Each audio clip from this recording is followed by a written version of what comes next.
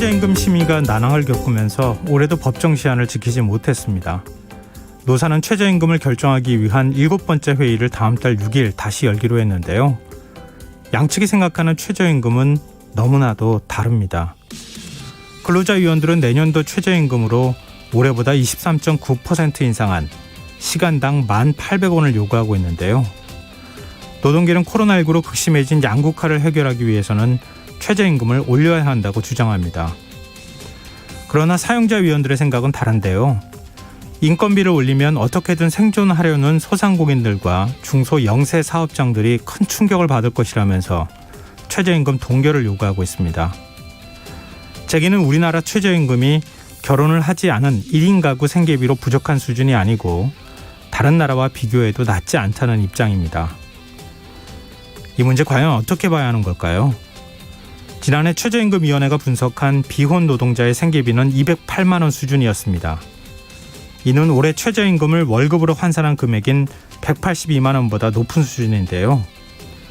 자영업자들과 중소 영세 상인들의 어려움을 모르는 것은 아니나 지금의 최저임금이 저임금 노동자를 보호하자는 취지를 제대로 살리고 있는 것이긴 한 건지, 매년 최저임금을 둘러싸고 갈등하는 노사, 서로 상생하며 접점을 찾을 수는 과연 없는 걸까요? 시사평론가 김성환입니다. 대선 출마를 선언한 윤석열 전 검찰총장이 언론사 행사에 참석하면서 대외 행보에 나섰습니다. 민주당은 대선 예비후보 등록을 마무리하면서 본격적인 대선 레이스를 시작했는데요. 잠시 후 뉴스에서 자세한 내용 살펴보겠습니다. 코로나19 신규 확진자 수가 800명에 육박하면서 68일 만에 최대치를 기록했습니다. 수도권에서는 내일로 예정된 새로운 사회적 거리두기 조치를 한 주 더 연장하기로 했는데요. 이런 조치로 과연 충분한 건지 더 깊이 있게 들여다보는 인터뷰 시간에는 전문가와 이야기 나눠보겠습니다. 김성환의 시사에는 청취자 여러분의 관심과 참여를 기다립니다. 방송 내용과 관련해 의견 있으신 분들은 문자 보내주십시오. 당첨된 분들께는 모바일 상품권 보내드릴 텐데요. 참여하실 번호는 샵 9730이고요. 짧은 문자는 50원, 긴 문자는 100원의 이용료가 부과됩니다. 콩 게시판을 통해서도 무료로 참여하실 수 있고요. KBS 라디오 유튜브 채널을 통해서도 실시간으로 시청 참여하실 수 있습니다. KBS 라디오 김성환의 시사야. 그럼 지금 시작하겠습니다.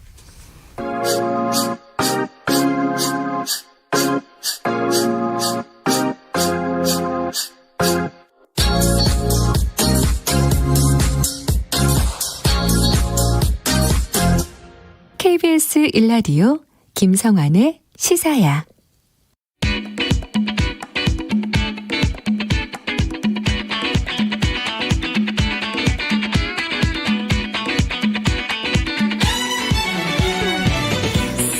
오늘 놓쳤던 뉴스 꼼꼼히 정리해드리는 뉴스야 시간입니다.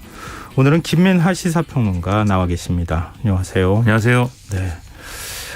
코로나19 현황 전해드리기가 조금 좀 겁이 난다 생각이 좀 들 정도로 일일 신규 확진자 수가 800명대 육박할 만큼 크게 늘어났어요. 그렇습니다. 오늘 0시 기준 코로나19 신규 확진자는 794명이었는데요. 이게 하루 만에 200명 가까이 늘어난 겁니다. 그리고 지난 4월 이후에 거의 68일 만에 가장 많은 확진자가 발생을 했다라는 건데요. 특히 수도권에서 80%가 넘는 631명이 확진이 된 그런 상황입니다. 이게 수도권에서 지역 발생 확진자가 600명대가 나온 것은 올해 1월 7일 이후에 174일 만이고 서울의 경우만 따지면 올 들어 가장 많은 하루 확진자 수를 기록한 것이기 때문에 지금 상당히 위기감이 고조되고 있는데요. 거기다가 내일부터 이제 사회적 거리두기 개편안이 적용이 되는 그런 상황이기 때문에 더더욱 좀 우려가 커지고 있습니다. 일단 정부는 내일부터 2주간 수도권에 대한 특별 방역 점검에 들어가겠다라고 얘기를 하고 있습니다. 네. 이 감염력이 높은 델타 변이 바이러스 감염 사례가 계속해서 나타나고 있어요. 그렇습니다. 이게 원어민 강사 모임 관련해서 수도권 영어학원 집단 감염 확진자 수가 계속 늘어나고 있는데 좀 우려를 했던 대로 이 사례에서 델타 변이 바이러스가 확인이 됐다라는 게 오늘 방역당국의 설명이었습니다. 네. 그리고 이 원어민 강사들이 모였던 마포구에 있는 주점 역시 이 사례와 역학적으로 관련이 있기 때문에 여기서 발생한 확진자들도 델타 변이 바이러스의 영향이 있을 것으로 여겨진다. 이게 방역당국의 설명인데요. 지금 이 관련된 집단 감염 사례는 계속해서 이제 역학조사를 하는 과정에서 51명이 추가가 됐기 때문에 누적 확진자가 213명이 된 그런 상황입니다. 이 중에 이제 또 마포구 음식점과 관련해서 따로 분류를 해보면 여기서만 이제 총 45명의 확진 판정을 받은 그런 상황이기 때문에 상당히 우려가 되고 있는 그런 상황이고요. 지금 이 확진자를 그러면 다 변이 바이러스인지 여부 검사를 해야 되느냐에 대해서는 지금 추가적으로 재확인이 필요한 일부 사례에 있어서는 별도로 변이 검사를 하지만 전체에 대해서는 변이 검사하지 않는다. 왜냐하면 역학적으로 이 변이 바이러스에 의해서 이제 감염이 된 것으로 이제 역학적으로 확인이 되기 때문에 동일한 수준에서 관리를 할 것이다라고 얘기를 하고 있습니다. 네.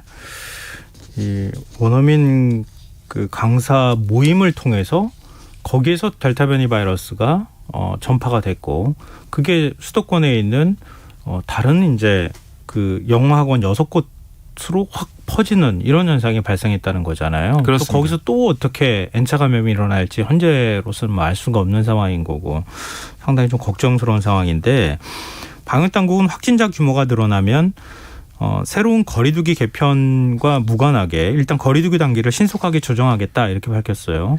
지금 최근에 이제 확진자가 늘고 있기 때문에 특히 서울에 대해서 3단계 격상을 해야 되지 않느냐 이런 이제 좀 문제 제기가 있었는데 여기서 방역 당국은 지금 현재는 이 개편안의 2단계 수준이 해당이 되는데 환자 수가 좀 더 늘어나서 3단계에 해당하는 인구 10만 명당 2명 꼴의 이제 확진자 발생이 되면 거리두기 단계 상향 논의에 바로 착수를 하겠다라고 얘기를 하고 수도권 중에서 서울만 이걸 적용을 할지 아니면 수도권 전체에 적용을 할지는 이게 아무래도 수도권은 하나의 생활권이기 때문에 서울, 인천, 경기의 지자체들과 함께 논의를 하고 중대본에 보고한 다음에 최종 결정을 하겠다 이렇게 얘기를 하고 있습니다. 그리고 확진자만 기준인 게 아니라 뭐 의료 역량이라든지 위중증 환자, 치명률 이런 걸 종합적으로 고려해서 판단할 예정이다라고 얘기를 하고 있습니다. 서울시를 비롯한 수도권 자치단체들이 사회적 거리두기 개편안 적용 시점을 일주일간 미루기로 또 했다면서요. 이게 애초에는 예를 들면 서울시의 경우에 내일부터 이제 개편된 사회적 거리두기 단계를 2단계로 적용을 했어야 되는데 네. 그렇게 적용을 하지만 사적 모임의 경우에는 6명까지 허용하는 2주간의 이행 기간을 가질 예정이었지 않습니까? 근데 이 계획을 이제 2주간 이 계획을 일주일간 이제 보류하기로 이렇게 한 것이고요. 네. 경기와 인천의 경우에도 이런 상황을 공유하고 있기 때문에 결국 수도권 전체의 거리두기 개편안 적용을 1주간 유예하기로 했고 중대본이 이것에 대해서 동의를 했다. 이런 얘기입니다. 그리고 이 오세훈 시장하고 25개 구청장이 모여서 긴급회의를 하는 그 자리에서도 이 새로운 거리두기 시행을 반대하는 목소리가 적지 않게 나왔다라고 얘기를 하고 있는 상황이고 이에 따라서 서울시는 일주일간 지금 거리두기 상태를 유지하면서 2주간 음식점, 노래연습장, 학원 등을 중심으로 집중점검에 나서겠다라고 얘기를 하고 있고요. 시민들이 많이 몰리는 곳에 대한 선제검사 그리고 보건소의 선별진료소 운영 시간을 평일 밤 9시, 주말 오후 6시까지 늘리는 이러한 조치도 함께 취하겠다고 얘기를 하고 있습니다. 새로운 거리두기 지침이 적용되는 지역은 내일부터 백신을 한 번 이상 맞은 사람은 야외에서 마스크를 착용하지 않아도 되지 않습니까? 근데 그렇지만 방역당국은 최대 2m 거리를 띄워달라, 거리두기를 지켜달라 이렇게 당부하고 있어요. 방역당국은 이 가장 기본적인 원칙, 즉 2m 거리두기를 유지하기 어려운 경우라면 실외라 하더라도 마스크를 써야 된다. 이렇게 설명을 했고요. 그래서 지금 이제 이러한 혜택은 예방접종을 마치고 2주가 지난 분들에게만 적용된다라는 것을 이제 다시 한번 강조를 하면서 2m 거리두기가 불가능한 공원이라든가 어떤 실외 행사 이런 공간에서는 마스크 착용을 꼭 해야 되는 의미다라고 다시 한번 설명을 했습니다. 네, 이 백신 접종을 증명하기 위한 종이 증명서와 전자 증명서, 접종 스티커를 내일부터 발부할 예정이라고요. 그렇습니다. 지금 말씀하신 대로 접종자가 사용할 수 있는 이 접종 증명 자료라는 거는 이 종이 증명서하고 전자 증명서하고 접종 스티커가 있는데요. 뭐 이 종이 증명서는 이 국가가 진행하는 예방 접종을 받은 사람은 누구나 이제 발급을 받을 수 있는데 여기에 인적사항, 백신 이름, 접종 차수, 접종일, 접종 기간 이런 내용이 담기고 한 A4 용지 크기로 이제 발급이 됩니다. 이 종이증명서의 경우에는 질병관리청의 예방접종 도우미 누리집 또는 정부24에서 무료로 이제 발급을 받을 수 있고 또 본인이 접종받은 예방접종센터나 의료기관, 보건소 등에서도 발급을 받을 수가 있는데 이 위탁 의료기관에서는 발급받을 때 증명서 발급 비용을 부담해야 되고요. 그다음에 이 1일부터는 읍면동 주민센터에서도 발급을 받을 수 있게 됩니다. 그리고 전자증명서는 스마트폰에 이제 앱을 설치해야 됩니다. 쿠브 앱을 설치해야 되고 이 본인 인증을 거치고 그러면 바로 이제 전자증명서를 발급받을 수 있는데 지금은 이제 그냥 이제 접종 증명서 화면하고 본인의 어떤 정보가 담긴 QR코드 생성 이런 것들이 이제 제공이 되지만 다음 달 12일부터는 이 하나의 QR코드로 전자 출입 기록과 예방 접종 사실 인증을 동시에 수행할 수 있는 기능이 이제 추가된다고 하니까 좀 더 간편하게 이렇게 전자 출입 명부와 이 백신 접종 확인을 할 수 있도록 하는 그런 상황이 되는 것이고요. 그다음에 이 종이증명서나 또는 이 휴대전화 앱을 사용하기 어려운 이런 국민을 위해서 예방접종 스티커를 또 1일부터 발급을 한다고 합니다. 이 스티커 발부를 원하는 사람은 신분증을 들고 주민센터를 방문을 하면 되는데 그러면 주민센터에서 스티커를 신분증 뒷면에 부착할 수 있도록 해준다. 이런 내용입니다. 네. 오늘 확진자 수가 몇 명이 나왔을지 좀 걱정스럽기도 하고 궁금하기도 하고 그런데요. 오늘 오후 9시 잠정 집계시 나왔습니까? 오늘 오후 9시까지 집계된 신규 확진자는 695명으로 어제 같은 시간보다 61명 정도가 줄어들어서 내일 발표될 신규 확진자 숫자는 700명대 초중반이 될 것으로 이제 예상이 됩니다. 앞서 말씀드린 이런 집단 감염 사례에서 계속해서 이제 확진자가 발생하고 있고 역시 수도권 확진자가 거의 이제 78.4% 거의 80%에 육박하는 그런 상황이기 때문에 네. 전체적인 추이는 아마 오늘하고 이제 비슷한 그런 상황으로 이어질 것으로 예상이 됩니다. 네. 이 수도권에 거주하시는 시민분들의 그 방역 수칙 철저히 지키는 게 좀 필요한 시점이 아닐까 생각됩니다. 그리고 백신 접종 상황 오늘까지 어떻게 집계가 되고 있습니까?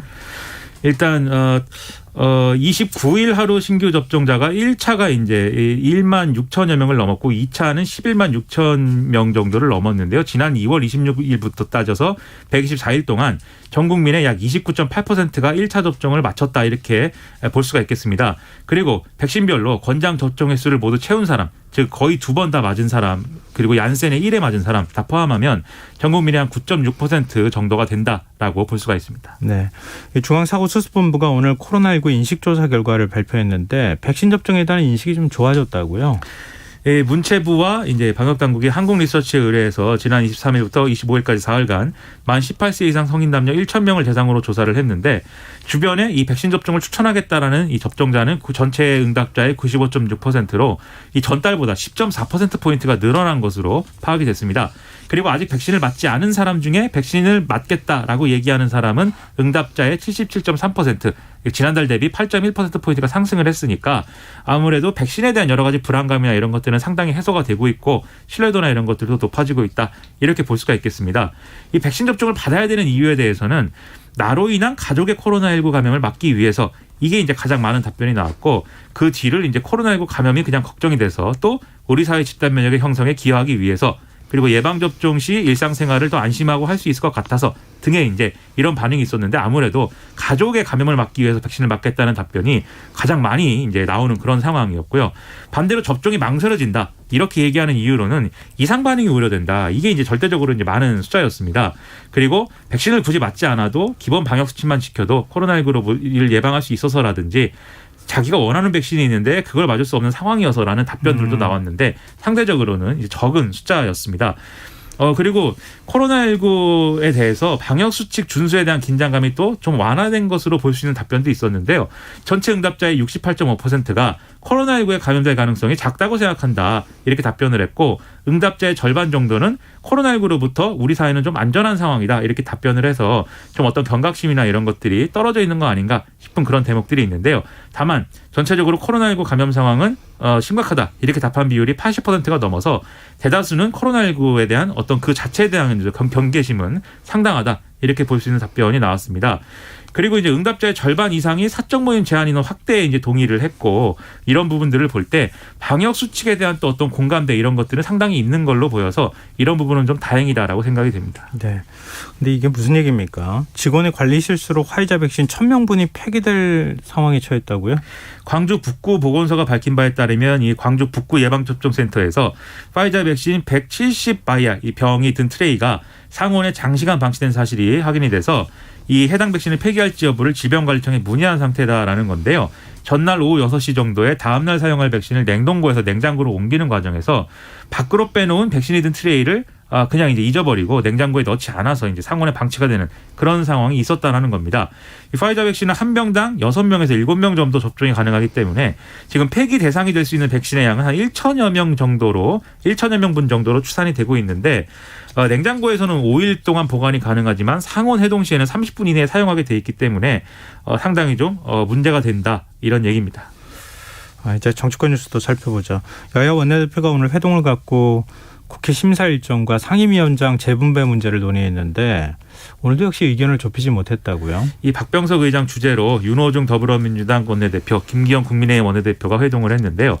법사위원장 포함한 원구성 문제, 7월 임시국회 회기, 그다음에 추경안 심사를 위한 예결특위 구성 이런 것들을 논의했는데 뭐 접점을 좀 찾지 못한 그런 상황이다라고 이제 보도가 나오는 그런 상황입니다. 뭔가 이제 만나서 추가로 이제 논의를 더 해보겠다라고 했지만 뭐 이 협상을 추가로 하면 이제 좀 결과가 나올지는 아직 뭐 미지수라고 보이는데 일단 1일 오후에 본회의가 예정돼 있기 때문에 내일 오전에 다시 만나서 협상을 이어가겠다 이런 얘기를 하고 있습니다. 지금 이제 여야 간의 갈등의 핵심이 국회 법사위원장 자리를 어떻게 할 것이냐 이거 아니겠습니까? 그렇습니다. 근데 지금 뭐 법사위원장 자리 배분 문제에 관해서 합의를 못한 상황이 되니까 그런지 몰라도 법사위원회가 파행을 빚고 있다고요. 이 원내대표 간의 협상이 마무리되기 전에 이제 법사위에서 여야가 충돌을 했는데 민주당이 오후 1시에 이제 단독으로 이제 법사위를 개의했기 때문이다라는 얘기입니다. 이게 어떤 과정을 거친 거였냐면 지금 법사위원장 대리는 박주민 의원, 지금 민주당 간사를 맡고 있는 박주민 의원이 지금 담당을 하고 있는데 회의 시간을 1시로 잡아놓고 이것을 40여 분 남겨둔 낮 12시 18분쯤에 법사위원들에게 회의 개최를 이제 통보를 했다라는 겁니다. 내일 본회의에서 손실보상안을 이제 처리해야 되는 상황에서 2일날 국회에 제출되는 2차 추경안에 대해 관련 예산이 이제 반영될 수 있기 때문에 법사위에서 이 법을 빨리 처리해야 돼서 이제 좀 급하게 일정을 잡았다라는 얘기였는데요. 네. 국민의힘은 간사 간에 일정을 합의해서 좀 통보를 해줘야 되는데 일방적으로 이렇게 일정을 잡은 것은 법안을 사실상 날치기 처리하는 것이다. 그리고 야당에 대한 입법권 침해다. 이런 이제 어떤 불만들을 계속해서 얘기를 했습니다. 그래서 여기에 대해서 박주민 간사는 박주민 의원은 국민의힘 간사인 윤한홍 의원하고 협의를 했는데 여러 차례 전체 회의를 오늘 꼭 열어야 된다고 부탁을 했지만 지역 일정 때문에 이 전체 회의를 할 수 없다고 해서 그걸 납득할 수가 없었다라고 이제 해명을 했는데요. 이 여당에서는 일단 뭐 이런 전반적인 어떤 문제에 대해서는 문제의식을 같이 하지만 회의 시간을 굳이 1시로 잡고 이 40여 분을 남겨둔 상황에서 통보를 한 것은 무리했다라는 그러한 목소리를 일부 내기도 했습니다. 그래서 오히려 2시로 잡아서 좀 넉넉하게 통보를 했으면 좀 더 낫지 않았겠느냐 이런 얘기가 나왔는데요. 결국 이제 여야 간 합의로 전체 회의 시간은 다시 조율하기로 했고 오후 4시 20분쯤에 다시 회의를 열어서 좀 이 손실보상법 관련 논의를 이제 진행을 했습니다. 다만 이 자리에서 국민의힘 법사위원들은 법사위 소속이 아닌 최승재 국민의힘 의원 그리고 류호정 정의당 의원이 발언을 할 수 있게 하는 조건 이걸 걸고 회의에 참석을 했었습니다. 손실보상법 이 소급 적용 조항을 두고 서로 간의 갈등을 빚기도 했다고요. 그렇습니다. 지금 말씀드린 이제 최승재 의원하고 류호정 의원의 경우에는 이 손실보상법에 소급 적용 조항을 포함해야 된다. 이렇게 이제 주장하고 있는 그런 상황인데요. 마찬가지로 국민의힘 의원들도 이렇게 손실보상에 맞지 않는 법 내용을 손실보상이다라고 지금 얘기하고 있는 상황이다라면서 이러한 주장들에 이제 동의를 좀 표했습니다. 반면 이제 여당 의원들은 소급 적용을 한다 하더라도 그동안 정부가 재정으로 지원했던 부분은 차감하고 이제 보상금을 주고 뭐 이런 과정이 있어야 되기 때문에 그리고 또 다른 이게 여행업 등으로 직접적인 행정명령을 받지 않았더라도 손해를 입은 이런 업종들도 있어서 형평성 문제가 발생할 수 있기 때문에 지금 상태로 통과시키는 게 가장 좋다라고 이제 반박을 했는데요. 권칠승 중소벤처기업부 장관도 지금 방식이 가장 신속하고 광범위하게 자영업자들에게 도움이 되는 그러한 방식이다라고 설명을 했습니다. 그래서 여기에 대해서는 결국 법사위가 일단 이 손실보상 법안을 이 법사위를 통과시켰고 본회의에 내일 이제 회부되는 그런 상황인데 결국 소급 적용 조항은 위헌 소지가 있다는 이유로 이제 빠진 상황이고 대신에 과거 손실에 대해서 피해 지원 형태로 보상해서 사실상의 소급 적용 효과를 내도록 했다라는 이러한 취지로 이제 법안을 처리한 그런 상황입니다. 이제 대권 주자들의 움직임도 살펴보죠. 어제 대선 출마를 사실상 선언한 윤석열 전 검찰총장 오늘 본격적인 대외 행보에 나섰어요. 오늘 이제 조선일보사가 주최하는 아시아 리더십 컨퍼런스라는 행사가 있었는데 여기에 이제 국민의힘 지도부 그리고 여당 지도부 뭐 국민의당 안철수 대표 등등이 다 왔거든요. 그래서 여기서 이제 좀 인사를 주고받는 이런 이제 일정이 있었고 네. 그다음에 국회에 가서 출입 기자들이 있는 소통관을 방문을 해서 또 여기서도 이제 기자들과 주먹 인사를 나눈다든지 이러한 일정을 또 수행을 했습니다. 그 외에도 이제 KBS 9시 뉴스를 비롯해서 지상파 뉴스와의 인터뷰 이런 것들도 이제 진행을 했는데요. 이 과정에 이제 소위 말하는 엑스파일 뭐 관련 의혹 이런 것들도 이제 좀 기자들의 질문에 나왔는데 여기에 대해서는 특별한 입장이 없다 뭐 이런 취지의 얘기를 했고요. 그리고 지금 언론 보도로 이제 좀 확인이 되고 있는 전에 대변인을 맡았던 이동훈 전 조선일보 논설위원회 청탁급지법 위반 혐의 여기에 대해서 미리 알고 있었냐라는 질문에 대해서도 특별히 드릴 말씀은 없다 이렇게 답을 하는 그러한 모습을 보였습니다. 이동훈 전 대변인 그 청탁금지법 위반 혐의 이것에 대해서 지금 대변인으로 임명하자마자 열흘 만에 그만둔 거 아니겠어요? 그렇습니다. 근데 윤 전 총장이 이거 개인 신상과 관련돼 있는 문제이기 때문에 뭐 더 이상 언급할 게 없다 이렇게 얘기하는 거 어떻게 봐야 돼요? 이것에 대해서 일단 사전에 알았느냐 몰랐느냐 뭐 이런 것이 이제 중요할 텐데요. 근데 이 대변인이 예를 들면 자신의 어떤 정치 활동에 대한 대변을 하는 사람이 와서 나는 사의를 나는 그만두겠다라고 얘기를 하면서 네. 일신상의 이유로 그만두겠다 이렇게 얘기를 했는데 윤석열 전 총장 같은 이런 위치에 있는 사람이 그러시냐 일신상의 이유가 있군요 그만두십시오 과연 이렇게 했을까 물어보지 않았겠습니까? 검사 출신이잖아요. 그렇죠. 일신상의 이유란 무엇을 얘기하는 것이며 그것이 그만둘 만한 사유가 되겠느냐를 분명히 물어봤을 것인데 그 사정에 대해서 이동훈 전 논설위원이 어떻게 답을 했는지는 여전히 이제 물음표지만 이것을 물어보는 기자들에게 이 정도 수준만 답을 하는 것도 사실 지금 대권 주자로서는 좀 이 국민들의 어떤 시선에서 볼 때 좀 용인이 되는 문제일까 좀 아쉬움과 의구심을 남기는 그러한 답변이라고 볼 수가 있겠죠. 네. 그리고 오늘 또 주목을 받았던 소식이 윤 전 총장의 부인 김건희 씨가 이른바 엑스파일에서 제기되는 의혹을 전면 부인하는 인터뷰를 했어요. 그렇습니다. 이 탐사보도 매체 뉴스버스라는 이 매체가 있는데요. 혹시 이런 매체 아세요? 전 잘 모르는 매체인데 저도 좀 생소한 매체라서. 이 버스는 뭐 우리가 뭐 타고 다니는 버스는 아니고 유니버스 할 때 그 버스인 걸로 영문자가 그렇게 돼 있고요. 예. 보도가 되기로는 과거에 TV조선의 이제 이진동 사회부장 그 기자 출신인 네. 그분이 이제 탐사 보도를 하기 위해서 만든 매체이다. 그렇게 이제 보도가 되고 있습니다. 그래서 이 매체에서 윤석열 전 검찰총장의 배우자인 김건희 씨를 이제 인터뷰를 했는데 여기에 대해서 이 기사를 보면 이 김건희 씨에 대해서 이른바 무슨 뭐 과거에 유흥업소의 접객원이었다라는 부분에 대해서 먼저 질문하지 않았는데 김건희 씨가 먼저 여기에 대해서 굉장히 억울하다면서 얘기를 했다라고 기사에 나와 있거든요. 여기서 이제 김건희 씨가 뭐라고 했냐면 석사학위 2개, 박사학위까지 받고 대학 강의 나가고 사업을 하느라 그러한 유흥업소 접객원 이른바 줄리라는 이름의 그러한 사람의 일을 하고 싶었어도 할 시간이 없었다. 이런 얘기가 나오는 것은 그냥 소설에 불과하다. 이런 주장을 했습니다. 그리고 이제 이른바 이제 세간에 이제 뭐 이렇게 확인되지 않는 소문처럼 떠돌아다니는 이 유흥업소에서 일했다라는 부분에 대해서 이 유흥업소에서 일하면서 뭐 검사들과 여러 가지로 친했고 뭐 여러 가지 관계에 있었다. 이런 얘기에 대해서도 네. 자기가 이제 집에 살고 있을 때 친구들도 같이 살기도 했고 뭐 했는데 과연 그러한 검사들하고의 관계 이런 것들이 가능했겠느냐. 그리고 이 검사와의 관계 때문에 해외 출입국 기록이 삭제됐다. 이런 의혹에 대해서도 공무원 사회가 얼마나 무서운 사회냐. 그런 걸 할 수 있는 그런 걸 해준다고 하면 그 검사가 바보 아니냐. 그리고 지울 수 있는 방법이 있는 것도 아니고 이것은 다 거짓말이다. 이렇게 이제 항변을 하는 그러한 상황이었습니다. 근데 왜 뭐 유령 매체들도 많잖아요.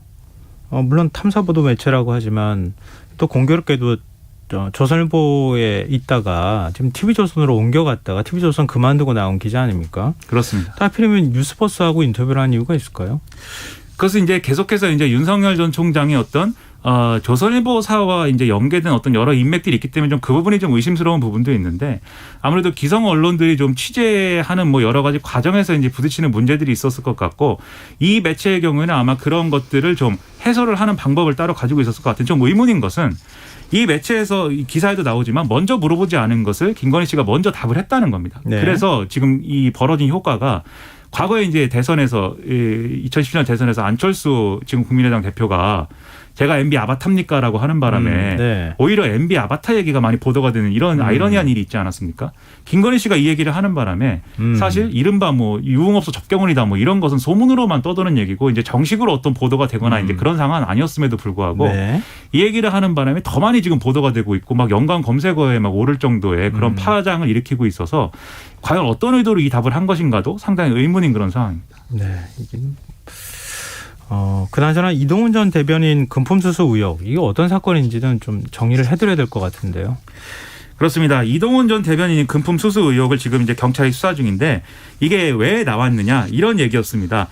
경찰이 한 이제 수산업자라고 하는 모 씨를 사기와 공갈 등의 혐의로 수사를 하고 있는 그런 과정에 있었는데 이 사람이 자기가 금품을 건넸다라고 주장하는 그렇게 이제 수사 과정에서 말한 사람의 목록에 모 이제 이 서울 남부지검 소속의 부장검사 그리고 경찰의 이제 총경급 경찰 간부 그리고 전현직 언론인 2명 이렇게 이제 포함이 됐다. 이렇게 지금 보도가 나왔었거든요. 네. 그래서 이 당시에 경찰이 검사 집무실을 압수수색했다. 이런 보도가 나와서 야 이게 검경 수사권 조정 이후에 경찰과 검찰의 관계가 변했구나 뭐 이런 뉴스로 이제 많이 소개가 됐었습니다. 그런데 추가 보도가 나온 걸 보니까 이 전현직 언론인 2명 중에 한 명이 윤석열 캠프에서 대변인으로 활동하다가 지난 20일 갑자기 사퇴한 이동훈 전 조선일보 기자이다라는 거였는데요. 이 보도를 종합해보면 뭐 골프채라든지 뭐 이러한 좀 금품을 수수를 했다. 이렇게 얘기가 나오고 지금 계속해서 추가 보도되고 있는 사안들이 있습니다. 예를 들면은 유력 이 수산업자라는 사람이 유력 정치인의 형을 이렇게 상대로 해서 사기를 치는 과정에서 이런 것들이 적발이 됐다. 뭐 이런 얘기도 나오고 상당히 복잡한 얘기가 되고 있는데 경찰은 지금 이것을 청탁금지법 위반 혐의로 입건을 해서 수사를 하고 있는 그런 상황입니다. 근데 지금 수사 대상이 검사이지 않습니까? 그런 경우에 사실 검사의 비리는 공수처에서 수사를 해야 되는데 청탁금지법은 공수처에서 수사하는 사안이 아닙니다. 그래서 경찰이 이 뇌물이라든가 이렇게 뭔가 대가성을 입증할 수 있는 게 있으면 뇌물 혐의를 적용해야 되는데 그럴 경우는 공수처가 수사를 해야 되는 상황이 돼서 경찰이 청탁금지법으로 입건을 하고 있는 이 상황에 대해서도 여러 가지 해석들이 막 나오고 있습니다. 뭐 지금 그 돈을 받았다고 하는 뭐 중고차를 받았다고 하잖아요. TV조선 앵커 이름만 뭐 대도 금방 알만한 앵커로 알려져 있고 이름도 막 보도가 되고 있습니다. 이제. 네, 뭐 일간지 기자도 지금 연루가 돼 있다 이런 얘기까지 나오고 있어서 일단 경찰 수사 결과는 좀 지켜봐야 될 것 같고요. 뭐 어찌 됐든 간에 윤 전 총장이 대선 출마 선언을 본격적으로 하면서 이제 검증의 시간이 시작이 됐다 이렇게 봐야 되지 않겠습니까? 민주당이 공세를 좀 강하게 하고 있는 것 같아요. 그렇습니다. 오늘 뭐 라디오 인터뷰라든지 뭐 최고위 회의라든지 이런 데서 이제 민주당 이제 페이스북이라든지 뭐 이런 데서 상당히 많은 이제 민주당 인사들의 어떤 파상 공세가 이어졌는데요. 가령 이제 김용민 더불어민주당 최고위원의 경우에는 라디오 방송에 출연을 해서 윤석열 전 총장은 정치인으로는 부족하다. 그리고 이 서울중앙지검장이 됐을 때 갑자기 이 배우자의 회사에서 진행하는 행사의 협찬사가 많이 늘어났던 것은 가정 문제가 아니라 윤석열 전 총장 본인의 뇌물죄로도 연결될 수 있다. 뭐 이런 주장을 했습니다.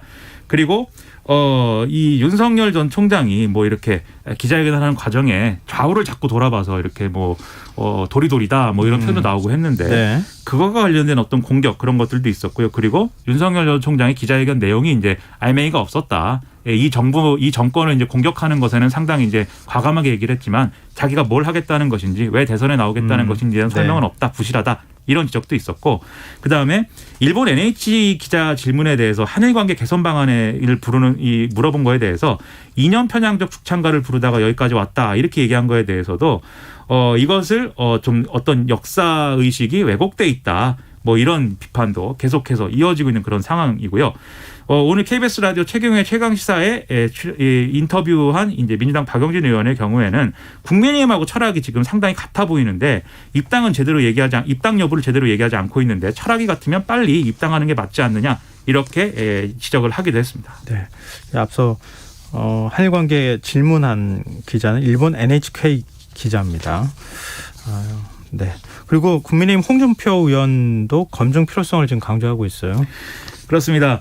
홍준표 의원이 이제 오늘 국민의힘 초선 의원 모임인 뭐 명불허전 보수다 강연에 참석을 했는데 이 직후에 기자들과 만나서 이 경선은 과거에 이제 이명박 때 박근혜 경선 못지않게 치열하게 자질과 도덕성 검증을 해야 되는데 그 당시에 BBK 의혹, 최태민 의혹 이런 것들이 다 나오지 않았느냐 이렇게 얘기를 하면서 지금 이제 일어나고 있는 논란에 대해서 윤석열 전 검찰총장에게 해명을 해야 된다. 이렇게 이제 강조를 했습니다.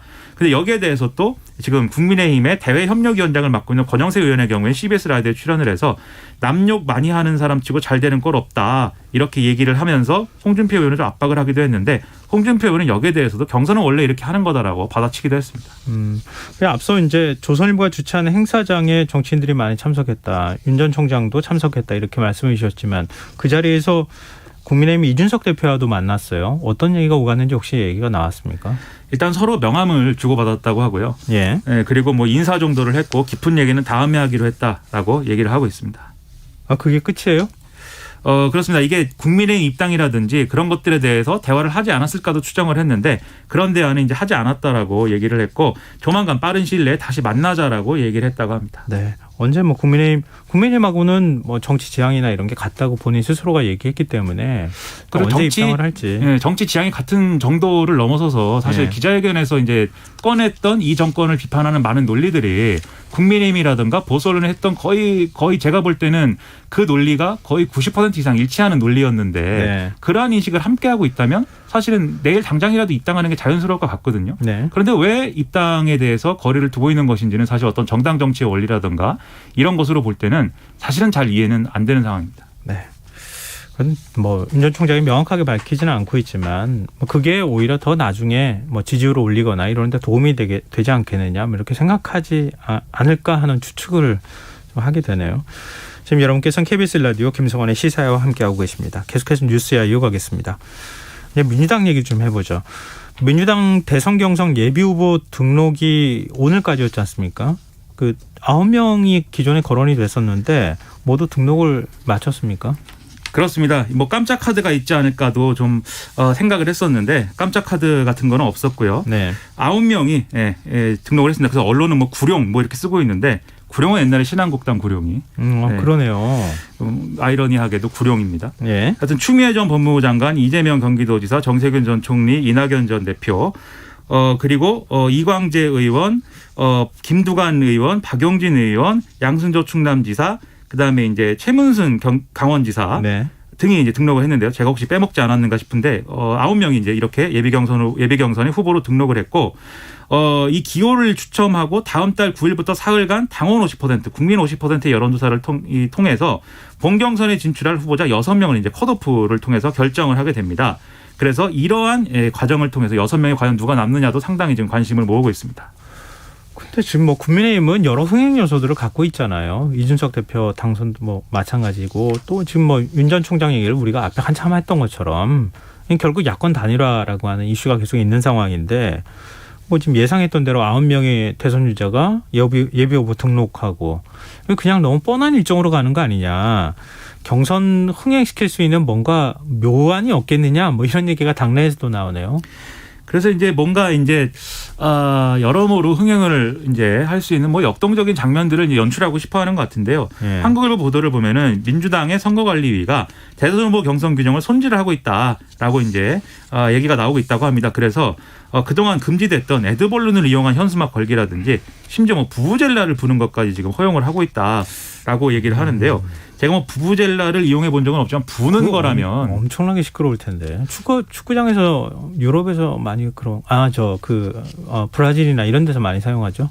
뭐 잘은 모르겠습니다. 그게 뭔지. 네. 근데 뭐 하여튼 길고 뭐 부으면 굉장히 시끄러운 소리가 나는 그런 건데 이게 뭐 비대면으로 하고 뭐 이런 과정에도 얼마나 이게 효력이 있는지는 잘 모르겠거니와 뭔가를 분다는 것은 어쨌든 코로나19 상황에서는 부는 건 저는 안 했으면 좋겠다라는 생각도 하는데 아무튼 뭐 그 외에도 뭐 징, 꽹과리, 호루라기 뭐 이런 것을 원래는 사용할 수 없게 돼 있기 때문에 그러한 것들을 이제 허용한다 뭐 이런 얘기도 나오고 있는데 어쨌든 최종 결정을 지금 내렸는지 이것을 확인을 해봐야 될 것 같고요. 근데 이런 방식의 어떤 흥행 이런 어떤 선거 운동의 방식을 뭐 연다고 해서 흥행이 막 된다기보다는 실제 후보들이 어떤 주제를 가지고 어떤 내용으로 이제 좀 경쟁을 하느냐 이게 좀 더 이제 흥행을 도모할 수 있는 그런 내용이기 때문에 사실은 흥행 여부는 좀 후보들에게 많이 달려 있는 것 같습니다. 네. 그리고 경선 후보를 이제 컷오프해야 되잖아요. 6명까지 지금 남기겠다고 하는 계획인데 최소 4차례 TV 토론을 실시하겠다고 밝혔네요. 그렇습니다. 지금 TV 토론 같은 경우에는 이제 국민의힘도 상당히 그 어떤 당권 경쟁에서 상당히 이제 많이 화제가 됐고 당원들이 판단하는 데 있어서 많이 이제 도움이 됐다 이렇게 얘기를 하는데 민주당도 대선 후보 경선이니만큼 최소 4차례의 어떤 TV 토론을 실시를 해서 흥행 효과를 제고하고 또 어떤 밋밋했던 경선판에 역동성을 불어넣겠다 이런 얘기를 하고 있습니다. 그래서 오는 7월 3일 KBS, 7월 6일 MBC 토론회가 일단 실무적으로 협의가 됐고 나머지는 세부 일정을 좀 확정할 예정이다라고 얘기를 하고 있는데 아무래도 코로나19 등의 어떤 상황 때문에 대면 어떤 선거운동 이런 것들이 불가능하기 때문에 더더욱 이제 좀 TV 토론에 기대를 걸고 있는 그런 상황입니다. 그동안에 지금 앞서 말씀해 주셨지만 이거 가지고 과연 흥행에 성공할 수 있을까 여러 가지로 좀 고개가 갸웃거려지기도 하네요. 자, 마지막 뉴스로 가볼까요? 문재인 대통령이 오늘 헌법기관장들과 오찬간담회를 가졌어요. 그렇습니다. 오늘 박병석 국회의장, 김명수 대법원장, 유남석 헌법재판소장, 김부겸 국무총리 등이 모여서 문재인 대통령하고 이제 오찬간담회를 가졌는데요. 지난달 한미 정상회담부터 그다음에 G7 정상회의, 오스트리아, 스페인 국빈 방문 등의 해외 순방 내용을 설명을 하면서 이제 우리나라의 국제적 위상이 아주 높아졌고 역할도 커졌기 때문에 방역이라든가 군사동맹 그리고 기후변화 대응 이런 한미 동맹 이런 부분에서 좀 더 이제 많은 것들이 필요하다 이렇게 그래서 협력하기를 바란다라고 문재인 대통령이 당부를 했고 여기에 대해서 각 기관장들이 자기 입장을 얘기하는 그런 과정이 있었습니다. 박병석 국회의장이 공직자의 자세가 중요하다 이런 얘기를 했는데 이 발언을 해석을 두고 뭐 이런저런 해석이 나온다면서요? 이 박병석 의장이 대선 국면으로 접어들면은 대선 때문에 국회나 행정부가 영향을 받을 수가 있는데 특히 기관장들의 처신 문제가 우리 공직자 사회에 영향을 주지 않았으면 한다 이렇게 얘기를 했는데 아무래도 윤석열 전 검찰총장이나 최근에 이제 사의를 표명하고 그만둔 최재형 전 감사원장을 겨냥한 발언이 아니겠느냐 이런 얘기가 이제 해석이 나오고 있는 그런 상황인데. 여기에 더불어서 박병석 의장은 또 김부겸 총리를 향해서 여야 협치라든지 이런 설명을 같이 했기 때문에 좀 여러모로 원론적으로 이제 좋은 어떤 얘기를 한 것으로 이렇게 좀 해석이 됩니다. 네. 알겠습니다. 오늘 뉴스야 여기까지 하겠습니다. 지금까지 김민하 시사평론가였습니다. 고맙습니다. 고맙습니다.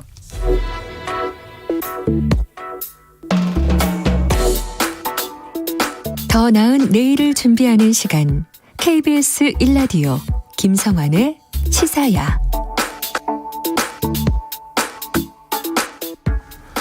새로운 사회적 거리두기 시행을 하루 앞둔 오늘 신규 확진자가 800명에 육박할 정도로 급증했습니다.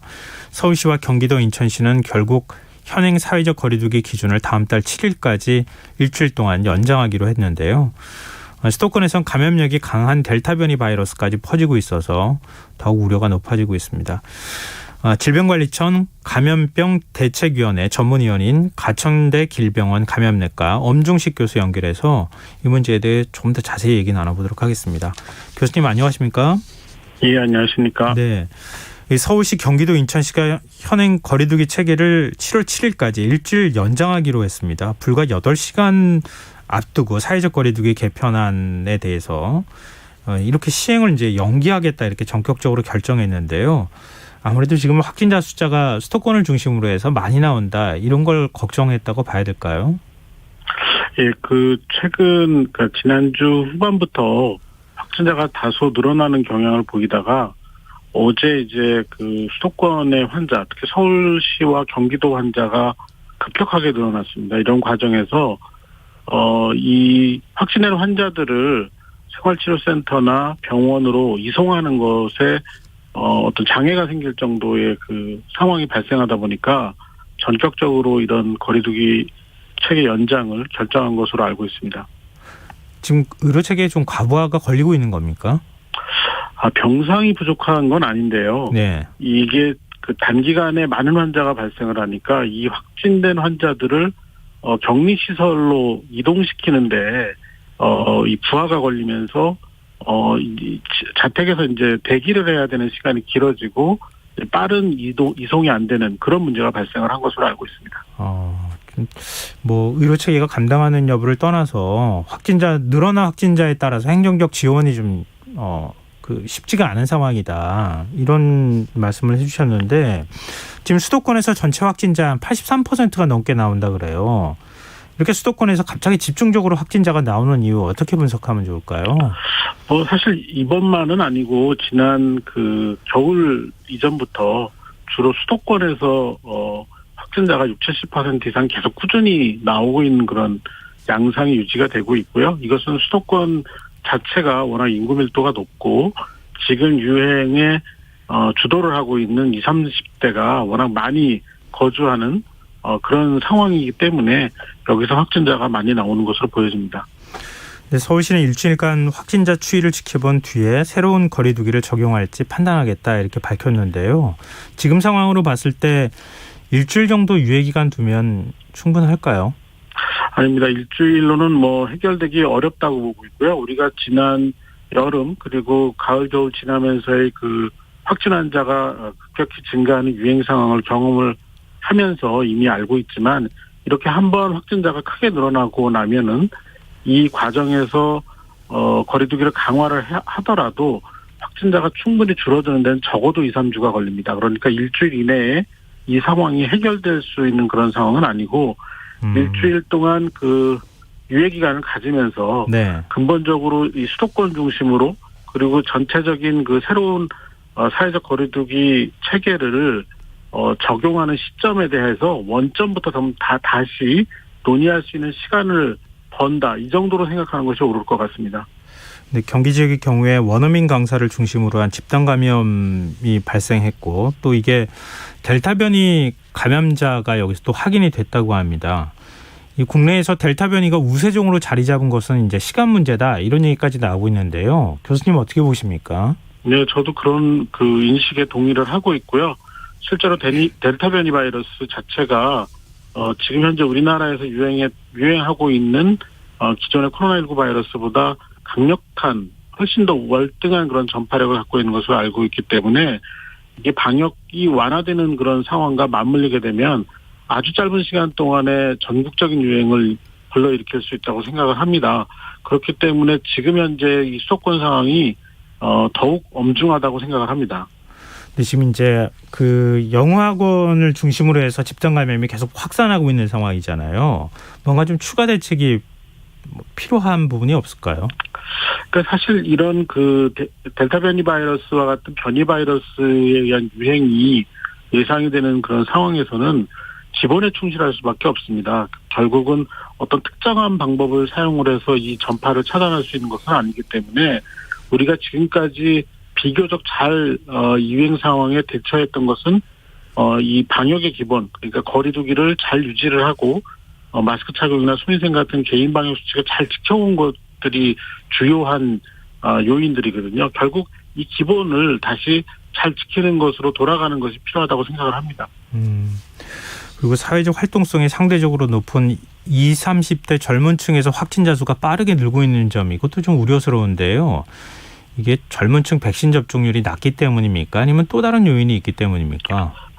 일단은 20, 30대가 이 코로나19에 대한 감수성이, 그러니까 위험에 대한 감수성이 좀 낮은 편에 해당이 되고요.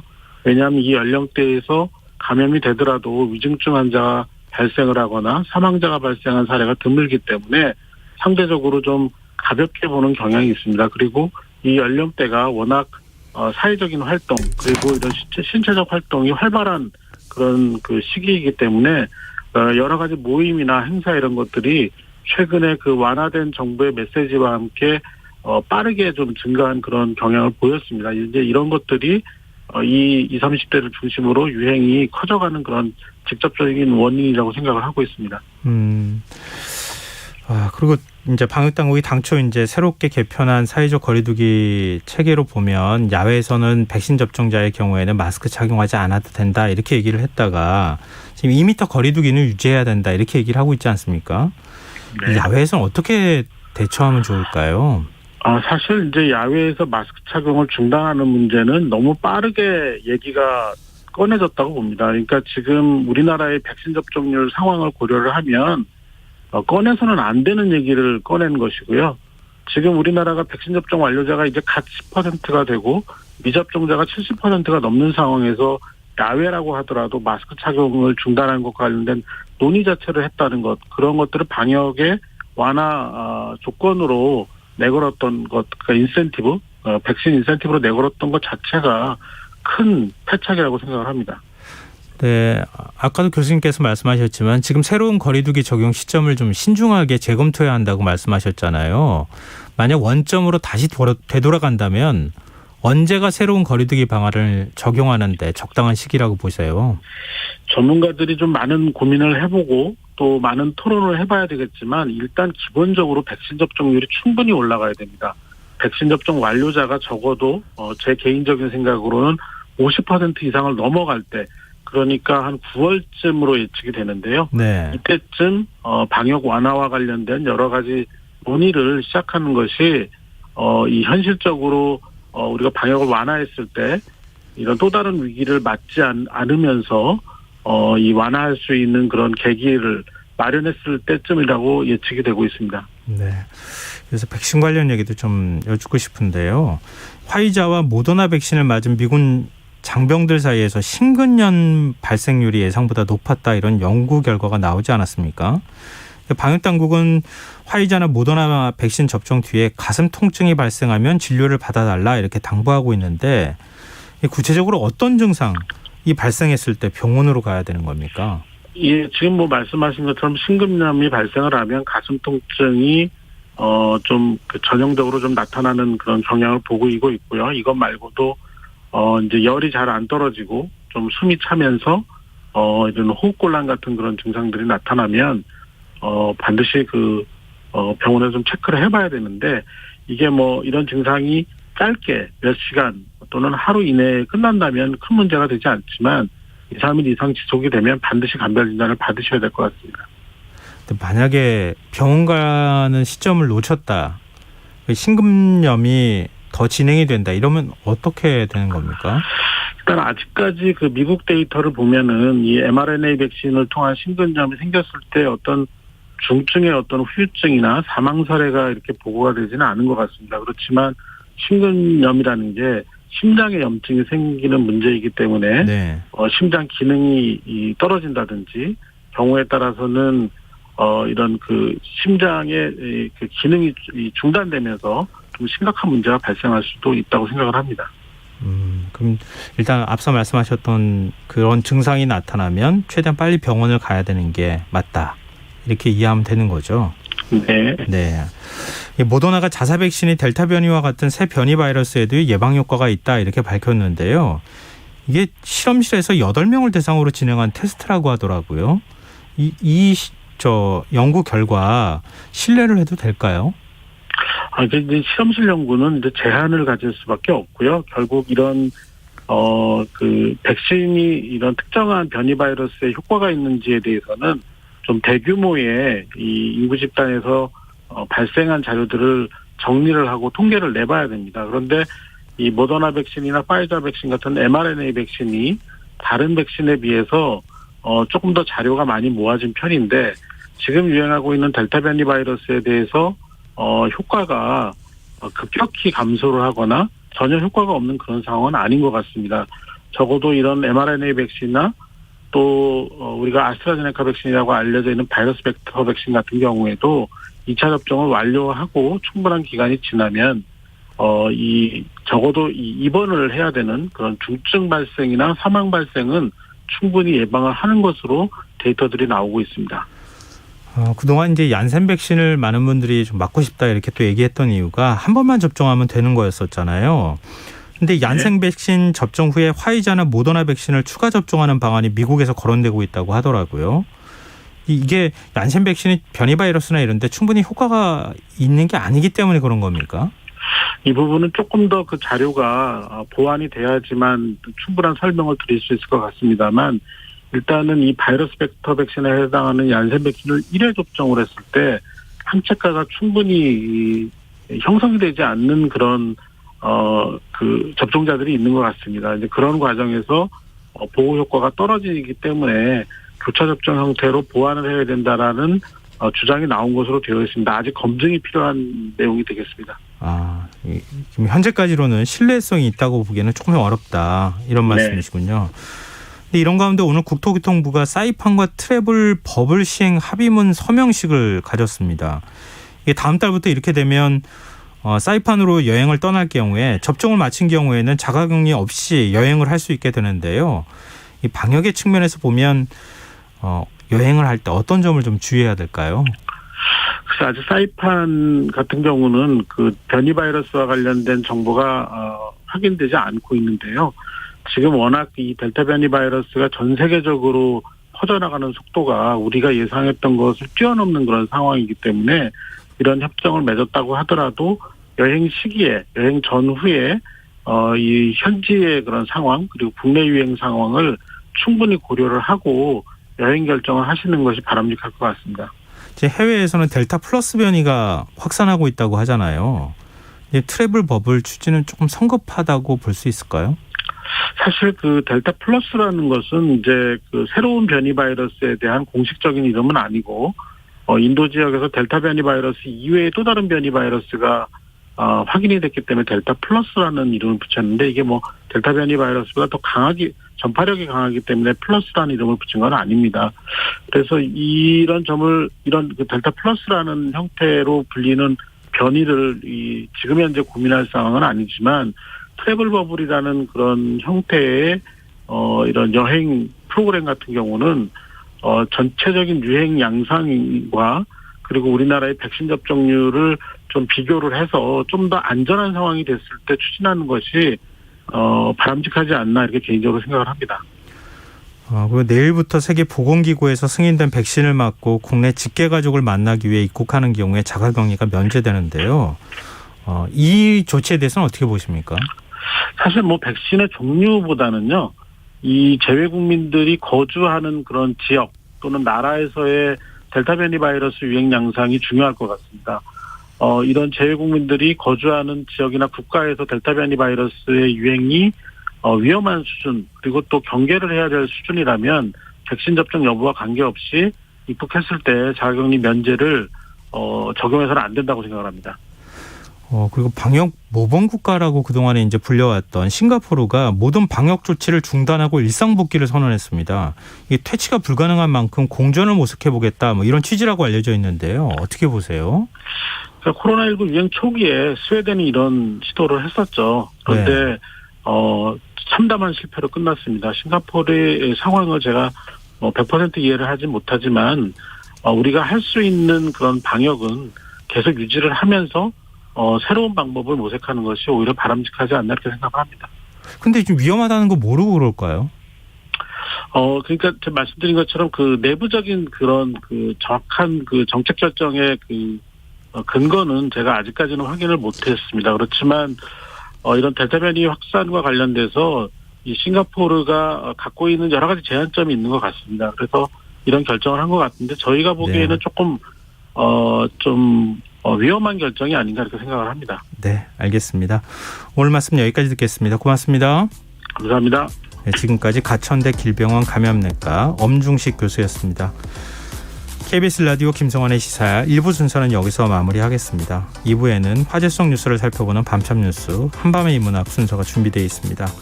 전 11시 정각 2부에 다시 찾아오겠습니다.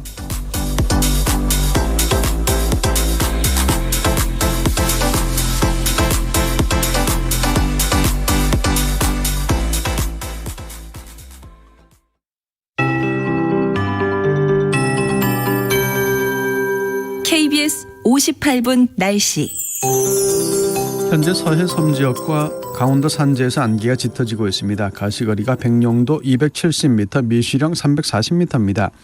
내일 아침까지 중부 서해안과 충남 내륙, 전북 내륙, 전남, 경남 서부 내륙 쪽 중심으로 가시거리 200m 이하의 짙은 안개가 낀 곳이 있겠습니다. 교통안전에 각별히 유의하시기 바랍니다.